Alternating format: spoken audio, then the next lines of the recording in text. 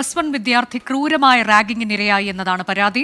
Kolavallur PR memorial higher secondary സ്കൂളിലെ +1 വിദ്യാർത്ഥിയാണ് മർദ്ദനത്തിനിരയായത്. 5 senior വിദ്യാർത്ഥികൾക്കെതിരെ രക്ഷിതാക്കൾ പോലീസിൽ പരാതി നൽകി. ഇന്നലെ സ്കൂളിലെ ഉച്ചഭക്ഷണ ഇടവേളയ്ക്കിടെ വെള്ളം കുടിക്കാനായി പോയ +1 വിദ്യാർത്ഥിയെ സീനിയർ വിദ്യാർത്ഥികൾ തടഞ്ഞുവെച്ച് മർദ്ദിച്ചതായാണ് പരാതി. മർദ്ദനം തടയാൻ ശ്രമിച്ചതോടെ അടിച്ചു വീഴ്ത്തുകയും നെഞ്ചിലും ഇടത് കൈയിലും ചവിട്ടുകയും ചെയ്തതായി വിദ്യാർത്ഥി പറയുന്നു. സീനിയർ വിദ്യാർത്ഥികളെ ബഹുമാനിക്കുന്നില്ലെന്ന് ആരോപിച്ചായിരുന്നു മർദ്ദനമെന്നും വിദ്യാർത്ഥിയും രക്ഷിതാവും പറയുന്നു. മർദ്ദനത്തിൽ ഇടത് കൈയ്യലുകൾ പൊട്ടി രാത്രിയോടെ ശസ്ത്രക്രിയയ്ക്ക് വിധേയനാക്കിയ വിദ്യാർത്ഥി തലശ്ശേരിയിലെ ആശുപത്രിയിൽ ചികിത്സയിലാണ്.